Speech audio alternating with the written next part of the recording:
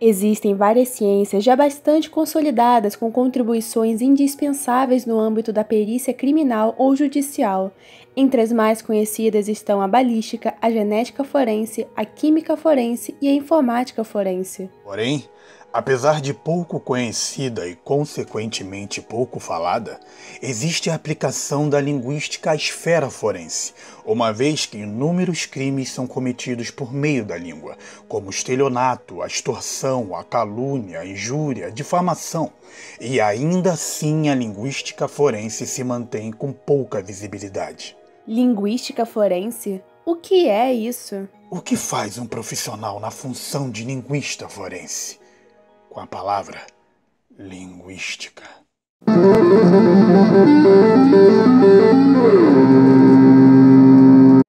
Já há algum tempo, as ciências forenses têm trazido outras ciências para junto de si, permitindo assim um maior alcance de suas variantes de evidências a serem analisadas, admitindo um leque maior de hipóteses que serão organizadas e testadas. E ainda que se acredite que não existe crime perfeito, conforme as técnicas de investigação e perícia criminal ficam mais sofisticadas, mais os criminosos aumentam sua periculosidade para inibir a detecção da autoria de seus delitos. E assim desafiam cientistas forenses, forçando-os a aperfeiçoarem seus métodos e técnicas e também incluírem outras ciências no seu elenco científico de recursos investigativos. E eis que aparece, a partir disso, a incorporação no campo forense de ciências como a linguística. Surgindo como um ramo da linguística aplicada, mais especificamente da linguística sistêmico-funcional, a linguística forense, mesmo que ainda seja pouco acionada no Brasil, tem encontrado recentemente adesão na área da investigação criminal. E o que isso significa? O indivíduo apoia suas escolhas de comunicação em categorias fundamentais de significados, componentes reflexivos para compreender o ambiente, componentes ativos para interferir nesse ambiente e componentes contextuais que se adaptam aos demais. Logo, suas escolhas comunicativas são formuladas segundo a sua conjuntura e como interage com o ambiente, formando a partir disso um padrão de linguagem com singularidades identificáveis, além de permitir a captação de intenções, descuidos, fraudações, etc. Métodos e conceitos da linguística aplicada, então, são utilizados pela linguística forense, mais propriamente da análise do discurso, em contextos legais para produzir evidências que auxiliem na investigação criminal. É importante ressaltar que a linguística forense no Brasil, enquanto espaço acadêmico de discussão, se deve muito ao trabalho desenvolvido pelo professor Malcolm Coulthard na Universidade Federal de Santa Catarina e pela professora Virgínia Colares na Universidade Católica de Pernambuco. Coulthard defende uma maior interação entre o direito e a linguagem, pois acredita que a pesquisa linguística tem muito a contribuir com os profissionais da área jurídica. Interação essa que se intensificou com a criação da Associação Internacional de Fonética e Acústicos Forenses em 1992, da Associação Internacional de Linguística Forense em 93 e a Associação Brasileira da Linguagem e Direito em 2012. Inclusive, Coulthard, que é doutor em sociolinguística com especialização em linguística forense e considerado pioneiro na Grã-Bretanha, durante uma palestra no seminário Linguagem e Direito em 2012, aprofundou os conceitos de significados técnico e comum. Disse ele: se for criada uma lei que proíbe a pessoa de sair ao escurecer, a lei vai ter que definir o significado de escurecer. O juiz dará este significado técnico de acordo com a lei. Então, em suma, podemos dizer que a linguística forense propõe aplicações práticas da linguística na resolução de problemas relacionados à linguagem que se apresentem no âmbito de investigações policiais ou processos judiciais. É um ótimo exemplo de aplicação da linguística no mundo real. Tomando a linguística forense como disciplina, podemos dividi-la em 3 áreas de investigação. A primeira é a língua de textos jurídicos escritos, a segunda é a língua falada no processo jurídico e a terceira é o linguista na função de perito. Na primeira, linguistas analisam o vocabulário jurídico arcaico, a gramática e pontuação complexas que caracterizam diversos textos legais e cuidam dos leigos que são impossibilitados de entenderem os textos por não possuírem o conhecimento necessário. Na segunda, linguistas examinam a natureza das entrevistas entre policiais e suspeitos, se aprofundam nas regras especializadas que dirigem a interação em tribunais de justiça, além de também traduzirem de modo a tornar simples para os que não dominam a língua de tribunais. Já na terceira, linguistas expressam opiniões sobre confronto entre marcas concorrentes, significados de palavras e expressões, cartas de suicídio, textos acadêmicos com suspeita de plágio, depoimentos, testemunhos, ameaças, manifestos, entre outros. Vamos nos aprofundar um pouco mais nessa última, posto que ao produzir um texto oral ou escrito, a pessoa usa um repertório lexical e uma ordenação sintática pertencentes à gramática de seu idioma.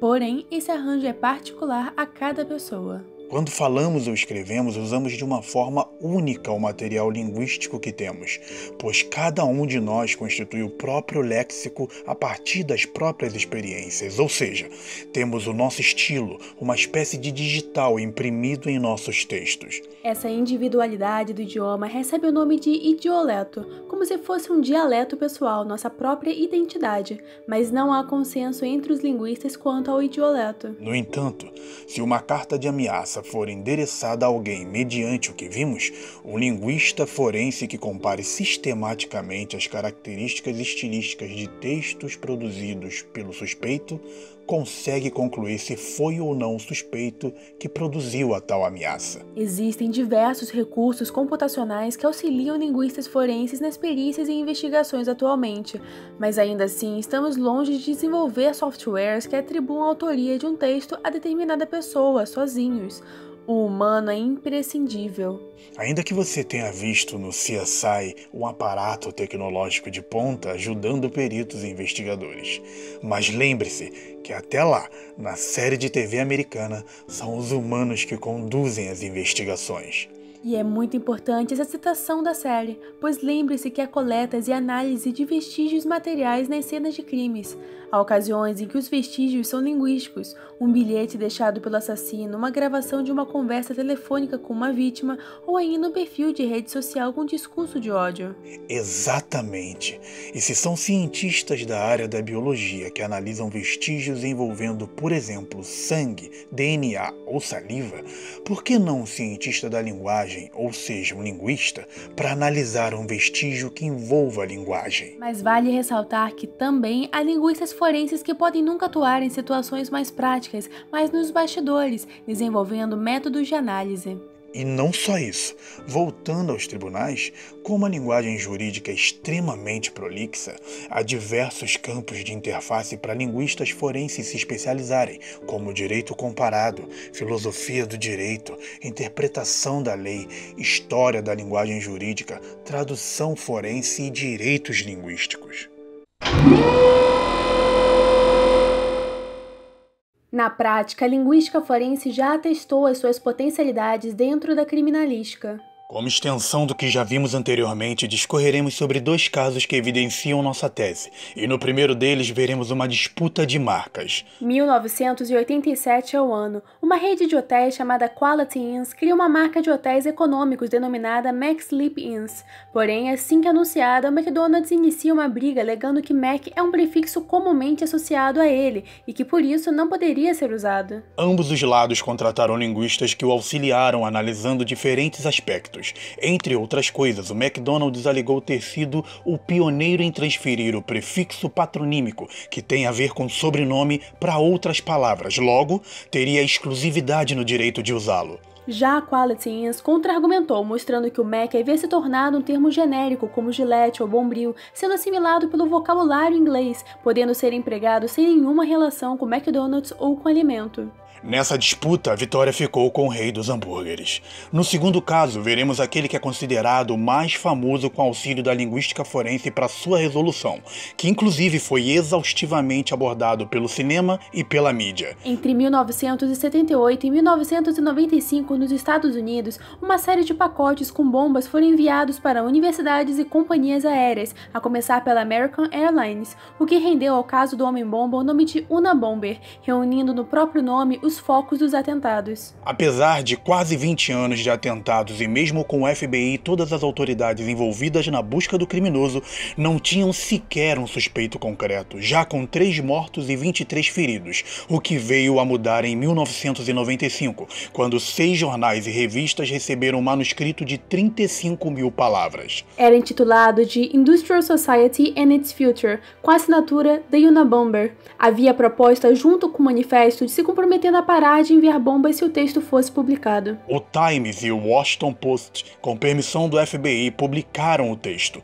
E aqui vemos a manifestação do que havíamos falado antes, o idioleto, pois logo depois, David Kaczynski contactou o FBI dizendo ter identificado expressões semelhantes às que o seu irmão usava. Ele citou em particular o uso da frase cool-headed logician e forneceu amostras da escrita do seu irmão, Theodore Kaczynski. E após as análises de James Fitzgerald, que era um investigador criminal, perfilador e linguista forense, concluiu-se que o suspeito possuía padrões linguísticos semelhantes aos encontrados no manifesto. Em abril de 1996, Theodore Kaczynski foi preso em sua cabana, onde encontraram várias provas incriminadoras, além de um diário com vários relatos. Confrontado com as provas forenses, ele se declarou culpado e foi sentenciado a 8 prisões perpétuas.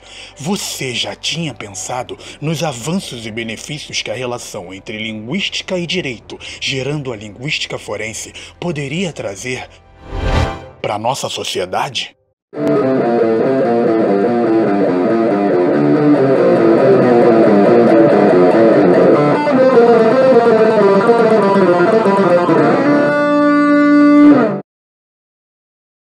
Em que consiste um discurso?